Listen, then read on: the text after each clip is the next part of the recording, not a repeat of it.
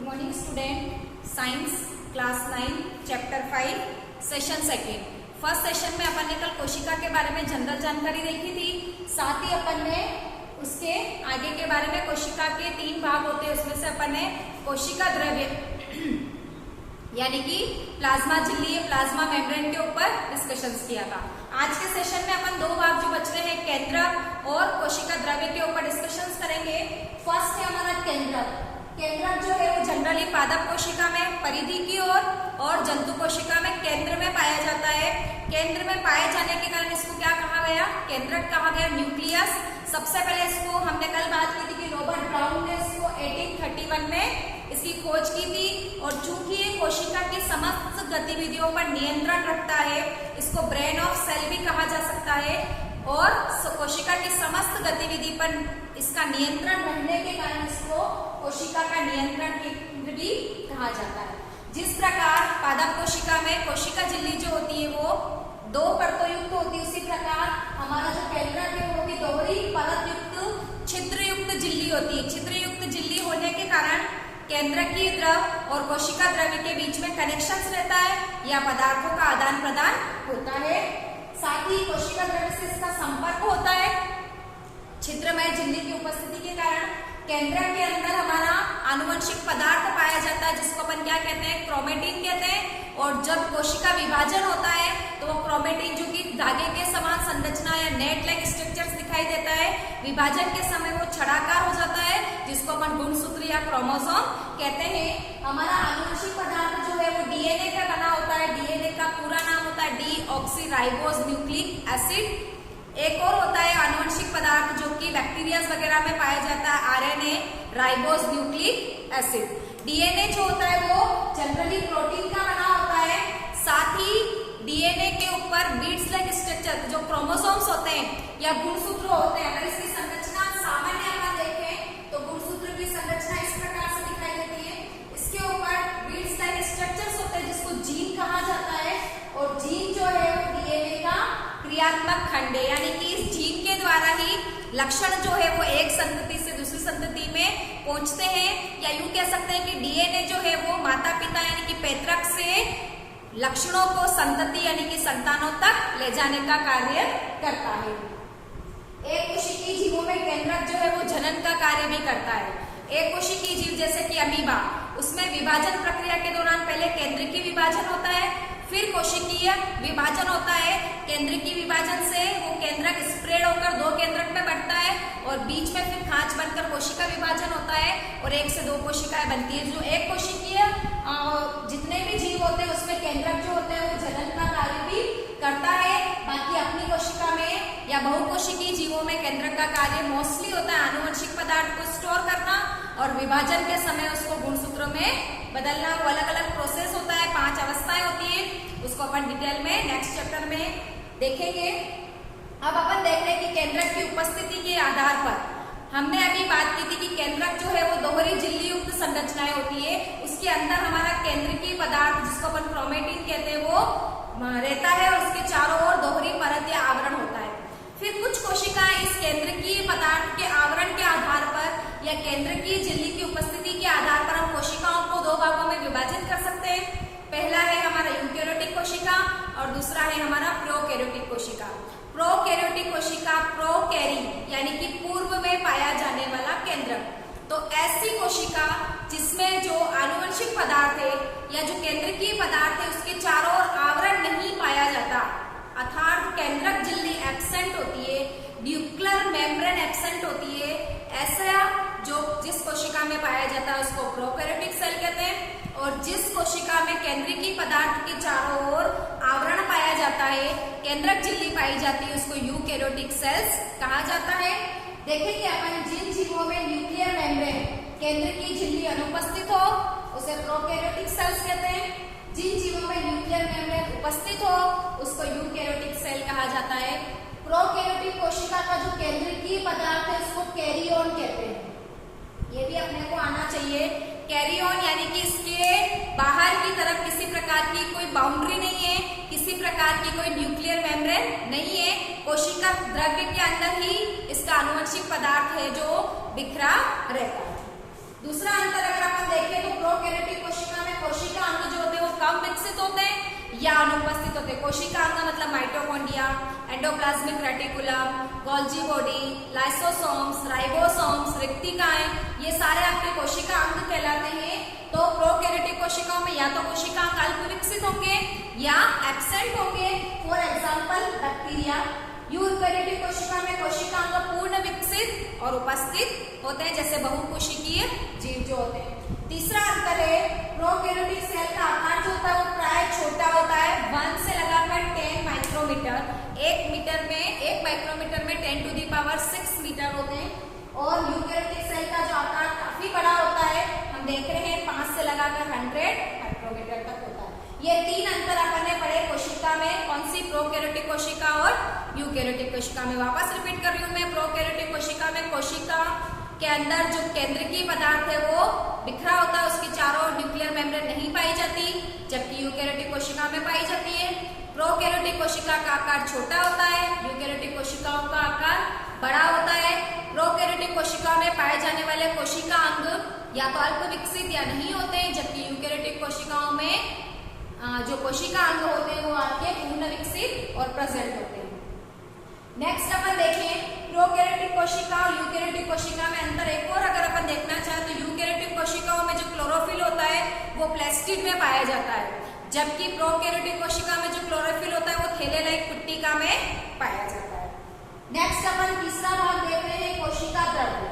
हमने कोशिका झिल्ली पढ़ ली, केंद्रक पढ़ लिया, तीसरा अपन पढ़ रहे हैं कोशिका द्रव्य। कोशिका द्रव्य क्या होता है? प्लाज्मा झिल्ली, प्लाज्मा मेम्ब्रेन या कोशिका झिल्ली और केंद्रक झिल्ली के मध्य पाया जाने वाला सेमी फ्लूइड, यानी कि जिसको अपन कह सकते हैं अर्ध द्रव्य नामक के समान कुछ जो संरचनाएं पाई जाती है उसको अपन क्या कहते हैं? कोशिका द्रव्य। मैंने यहाँ पे लिखा है कोशिका झिल्ली और केंद्रक झिल्ली के मध्य पाया जाने वाला तरल पदार्थ आपका क्या कहलाता है? कोशिका द्रव्य, जिसको अपन साइटोप्लाज्म कहते हैं। दूसरा अपन देख रहे हैं प्रोटोप्लाज्म। कोशिका द्रव्य और केंद्रक को मिलाकर जो पदार्थ बनता है उसको अपन क्या कहते हैं? Protoplasm. Difference between cytoplasm and protoplasm आप देखेंगे यहाँ पर साइटोप्लाज्म क्या होता है, यानी कि कोशिका द्रव्य क्या होता है? कोशिका झिल्ली और केंद्र की झिल्ली के मध्य पाया जाने वाला तरल पदार्थ, जबकि प्रोटोप्लाज्म क्या होता है? कोशिका द्रव्य और केंद्रक दोनों को आपस में मिलाकर जो बनता है वो आपका क्या कहता है? जीव द्रव्य या प्रोटोप्लाज्म। वायरस में अब आप देख रहे हैं कोशिका झिल्ली की कितनी इंपॉर्टेंस है। तो वायरस में किसी प्रकार की कोई झिल्ली नहीं पाई जाती है, तो हमको पता है कि वायरस स्वतंत्र अवस्था में सजीव के लक्षण हमको दिखाई नहीं देते हैं। जब तक वायरस किसी सजीव कोशिका के संपर्क में नहीं आएगा तब तक उसमें बहुगुणन की प्रक्रिया नहीं होगी और उसमें सजीवों के लक्षण अपने को प्रतीत नहीं होते। हमको पता है इसी तरह से वायरस को कनेक्टिव लिंक यानी कि योजक कड़ी कहा जाता है, सजीव और निर्जीव के बीच की योजक कड़ी। जब वो स्वतंत्र अवस्था में वायुमंडल में है तो निर्जीव की भांति व्यवहार करता है, और जैसे ही वो किसी न किसी एलिमेंट्स के थ्रू सजीव कोशिका के संपर्क तक पहुंचता है उसमें सजीवों के लक्षण प्रतीत होते हैं, उसमें बहुगुणन की प्रक्रिया होती है और वो अपनी संख्या में वृद्धि करके बहुत सारी बीमारियां पोष करता है। नेक्स्ट अपन इस लेसन के नेक्स्ट पार्ट के ऊपर डिस्कशन शुरू करें तो है कोशिका अंग। कोशिका द्रव्य में पाए जाने वाले उपस्थित अंग जो होते हैं वो आपके क्या कहलाते हैं? कोशिका अंग कहलाते हैं। हम हमारे इस चैप्टर में लगभग 5 कोशिका अंग के ऊपर डिस्कशन करेंगे, जिसमें फर्स्ट है अंतर्प्रद्रवी जालिका जिसको एंडोप्लाज्मिक रेटिकुलम कहा जाता है। सेकंड है गोल्जी बॉडी, गोल्जी काय कहा जाता है। थर्ड है लाइसोसोम जिसको आत्मघाती थैली कहा जाता है। फोर्थ अपन पढ़ेंगे माइटोकॉन्ड्रिया जिसको पावर हाउस कहा जाता है। और फिफ्थ अपन पढ़ेंगे प्लास्टिड जिसको अपन क्लोरोफिल भी कहते हैं, जिसके अंदर क्लोरोफिल पाया जाता है। वन बाय वन अपन इसके कार्य और इसकी संरचना पर डिस्कशन करेंगे। फर्स्ट हम पढ़ रहे हैं अंतर्प्रद्रवी जालिका एंडोप्लाज्मिक रेटिकुलम इसका शॉर्ट फॉर्म है, और इसकी खोज और इसका नामकरण किया था पोर्टर ने। ठीक है, अंतर्प्रद्रवी जालिका जो होती है वो केंद्र की तंत्रिका तंत्र की भांति कार्य करती है, यानी कि कोशिका के प्रत्येक भाग को जोड़ना। ऑब्वियस है प्रत्येक भाग को जोड़ रही है तो इसकी संरचना जो है वो लंबी नलिका कार होगी और जाल लाइक नेट लाइक स्ट्रक्चर्स होगा। बहुत सारी लंबी नलिकाएं पुटिकाओं के समान होगी और कनेक्शंस कनेक्टिविटी का काम करती है। एंडोप्लाज्मिक रेटिकुलम जो है वो राइबोसोम की उपस्थिति और अनुपस्थिति के आधार पर दो प्रकार की होती है।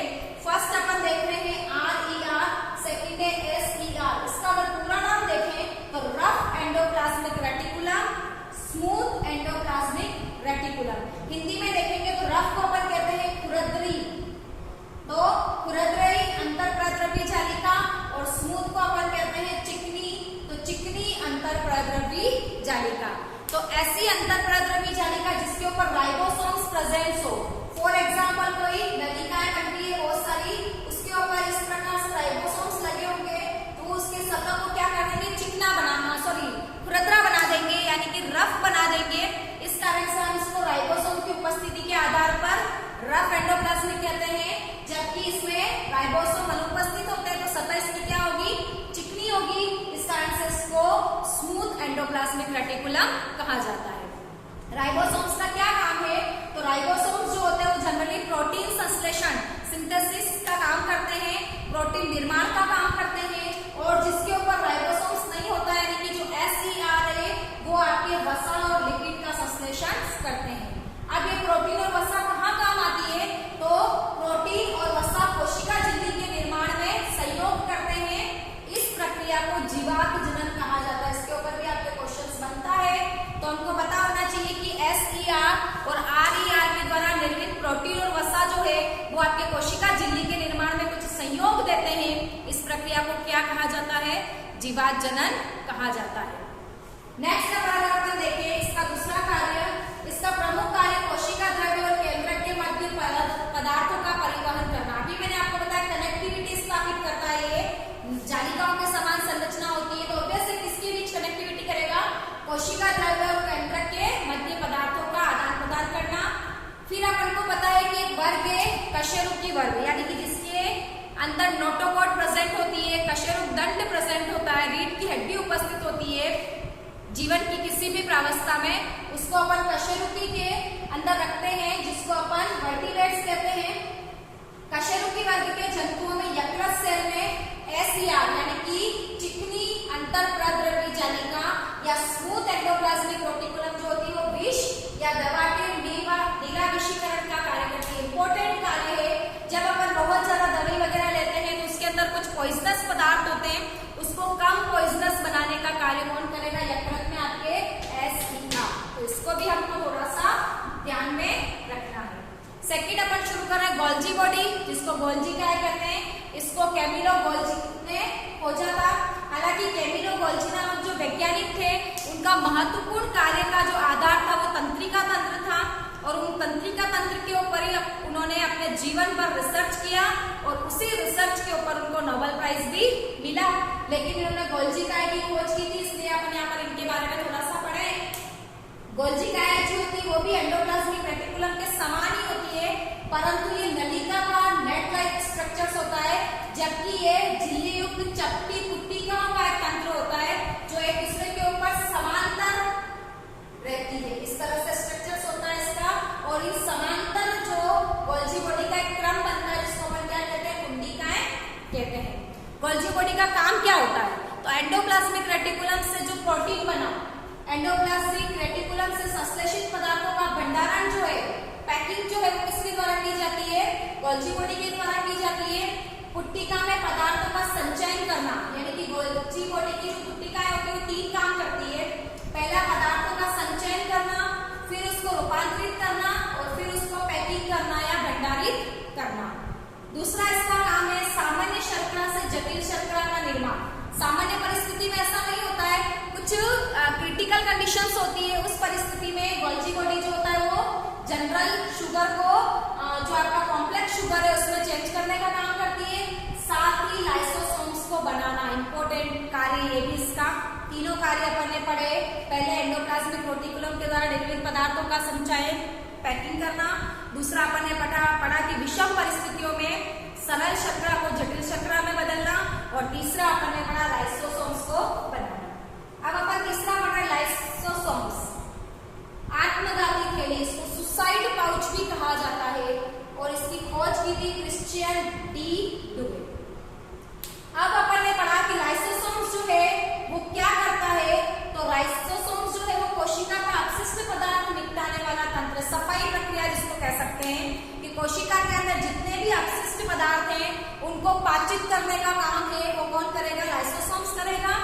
कैसे करता है? तो इसके अंदर जो रफ एंडोप्लाज्मिक रेटिकुलम विशेष प्रकार के पाचक एंजाइम्स बनते हैं उसको लाइसोसोम्स अपने अंदर संग्रहित करता है और आवश्यकता पड़ने पर वो एंजाइम्स जो है वो उन पदार्थों को क्या करता है? पाचित करता है, जो हमारे कोशिका के लिए क्या है?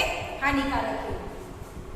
शक्तिशाली जो पाचक एंजाइम्स है वो जटिल पदार्थों को सरल पदार्थों में तोड़ता है। सबको पता है कि जनरली एंजाइम्स जो होते हैं वो सरल पदार्थों को बनाते हैं, यानी कि जटिल पदार्थों को तोड़ना और उसको सरल पदार्थों में चेंज करना।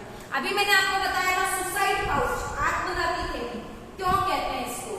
सुसाइड करना मतलब होता है खुद को मारना, है ना।